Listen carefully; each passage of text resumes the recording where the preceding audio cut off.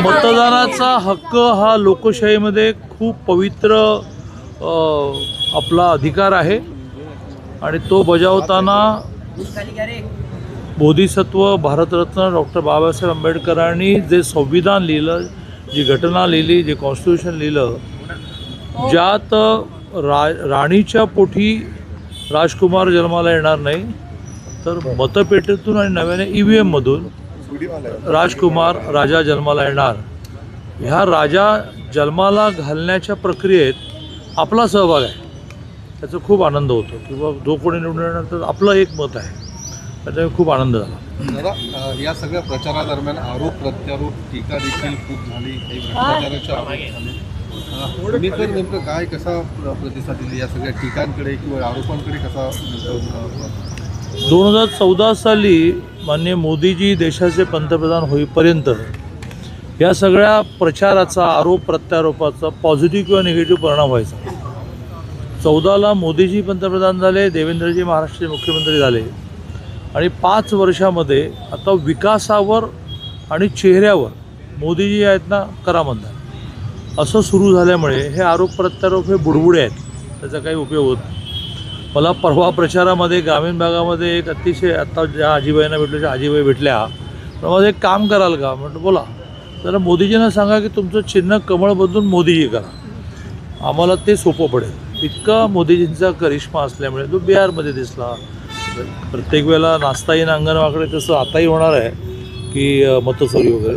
पण ह्यांना कळतच नाही की मोदीजींनी त्यांच्या एका अर्थाने आयुष्यभर सामाजिक राजकीय काम अतिशय प्रामाणिकपणे पारदर्शकतेने करून एक विश्वास लोकांमध्ये निर्माण केला आणि त्यामुळे ते आरोप प्रत्यारोपामध्ये ते होत राहतो. दादा, प्रभाग 24मध्ये या ठिकाणीची लढाई आहे. गणेश बिडकरांच्या मतदारसंघामध्ये 3 ते 4 ठिकाणी मशीन बंद पडल्यात.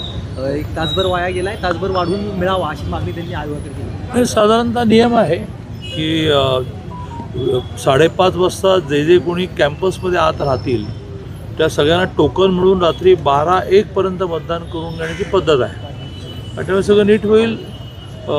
गणेश बिडकर आणि त्यांचे अन्य 3 सहकारी प्रभाग 24मध्ये अतिशय चांगल्या मार्जिनने विजय होतील.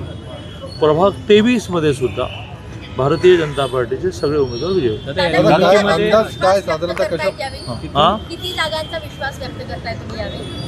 हां, 115 जागांना तर पर्याय नाही. 115 ते 125मध्ये मात्र थोडी घासाघीस सुरू आहे. पण परवा प्रदेश अध्यक्ष रविजी चव्हाण येऊन त्यांनी 165च्या 165 एकेका जागाचा आढावा घेतला आणि काही करेक्शन सुचवल्या, त्यातून 125 पण होतील. पण 115वर तुम्ही पैजा लावायला हरकत नाही. दादा, निवडणुकीमध्ये 2017 नंतर आता 8 वर्षांनी निवडणूक होते. आधीच्या निवडणुका आणि यावेळी जरा जास्त जोर लावावा लागला. पूर्ण राजकीय जीवनाची पातळी पूर्ण खालावली. आता माझ्यासारखा जो वयाच्या 20व्या वर्षी घर सोडून संघटना वाढीसाठी देशभर फिरणारा कार्यकर्ता हे सगळं बघून व्यथित होत असला तरी मी त्याला नाईलाज को क्या इलाज अशा भूमिकेतून पाहतो. किंवा समाजामध्ये एकूणच वातावरण जे बिघडलं आहे त्याचा राजकीय क्षेत्रावरही परिणाम आहे, पण तो जरा जास्तच परिणाम आहे. याचा सगळ्यांनी सिरियसली विचार केला पाहिजे. वारंवार मी असं म्हणत असतो की ह्या राज्याचे प्रमुख 10 नेते आहेत, त्याने एकदा बसून सगळं बोलायचं काय, वागायचं काय. आपल्या घरातला मुलगासुद्धा आरोपामध्ये सापडला तर रामासारखं अग्निदेवी आपण करणार की नाही, लक्षात आलं कोणाबद्दल म्हटलं की. त्यामुळे ह्या सगळ्या गोष्टी बसून सेट करण्याची आवश्यकता. कमळ चिन्ह बदला असं जो तुम्ही किस्सा सांगितला तर तो नेमकं काय म्हणणं काय होतं? मोदींबद्दलचं प्रेम लोकांमध्ये इतकं आहे ते व्यक्त करण्यासाठी मी म्हटलं की लोक म्हणाले कमळ तरी शोधावं लागतं, मोदीजी आमच्या हृदयात बसले. मग आम्हा अडाणी माणसांना आत गेल्यानंतर कमळ शोधण्यापेक्षा मोदी शोधणं सोपं. त्याचा अर्थ असा होतो की मोदीजींची पॉप्युलॅरिटी इतकी वाढली की आरोप प्रत्यारोपाने काही फरक पडतो. दादा, गेल्या 15 दिवसांमध्ये अजित पवार विरुद्ध भाजप असाच सामना पाहायला मिळालेला होता. आता तुम्ही 115पेक्षा जास्त जागा असा विश्वास व्यक्त केलेला आहे. निकालानंतर अजित पवारांना तुम्ही महानगरपालिकेमध्ये सोबत घेणार आहात? कसं आहे की आमची पार्टी कधी फुटली नाही, मुख्यमंत्री बदलण्याचा कधी विषय आला नाही. याचं कारण आमची पार्टी नेतृत्व मानते, लोकशाही आहे, मतं व्यक्त करणं.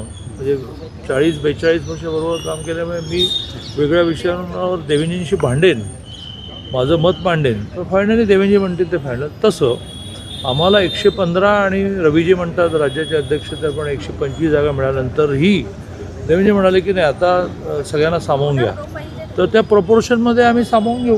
दादा म्हणतात की मला कुणाला सोबत घेण्याची गरज भासणार नाही, महापौर आमचाच. असं आहे की दादांसारखे जे राज्यातले काँग्रेसचे नेते आहेत त्यांच्या ओव्हर कॉन्फिडन्सने आणि अतिशय उर्मट उद्धट, हे अजितदादांना म्हणत नाही मी पहिला शब्द काय वापरला की इन ऑल काँग्रेसवाले, ते काँग्रेसची वेगळी नावं त्या वेळेला निर्माण झाली. आमचं कधी BJPची नावं नाही निर्माण झाली. अर्स काँग्रेस, हे काँग्रेस, ते काँग्रेस, पवार काँग्रेस, अजित पवार काँग्रेस. तर ह्या सगळ्यांचा ओव्हर कॉन्फिडन्स आणि बॉडी लँग्वेज उर्मट ह्याच्यातून तर ते बॅकफुटला गेले आणि आमचा बुडबुडा न ठरता 14 ते आता 26 आम्ही सातत्याने 3दा मोदीजी पंतप्रधान झाले काय, देवेंद्रजीमध्ये उद्धवजीने दगाफटका केला नाही तर सलग मुख्यमंत्री झाले असतं काय. याचं कारण अतिशय नम्र, मुंगी होऊन साखर का, हा जो उद्धटपणा आहे त्याचे रिझल्ट्स त्यांना मिळत आहेत. थँक्यू.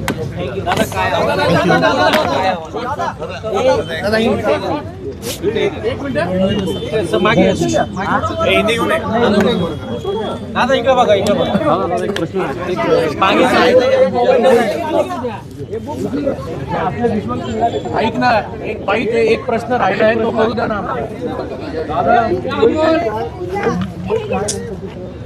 आपल्या मित्रमैत्रिणींबरोबर नातेवाईकांबरोबर पैजा लावण्याची सवय आहे. त्याने मुंबई पुणे मी 5 आणि मुंबईशी असणारं सगळ्यांचं प्रेम अटॅचमेंटमुळे 6 महानगरपालिकांचे तुम्हाला फिगर देऊ शकतो. माझा इतिहास असा आहे की मी देतो त्यात एखाद दुसरा मागे पुढे होत असेल परफेक्ट असतं तर पैजा खेळा. मुंबईमध्ये 90 BJP, 40 शिवसेना, 130. पुण्यामध्ये 115, 100%, 115 ते 125. कोल्हापूरमध्ये 65 कारण युती परफेक्ट झालेली आहे. इकडे सांगलीमध्ये 55 आणि इचलकरंजीत तर 65 पैकी 48.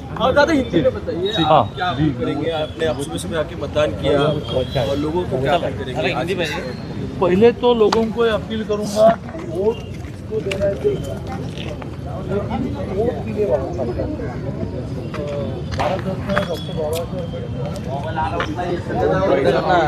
आंबेडकर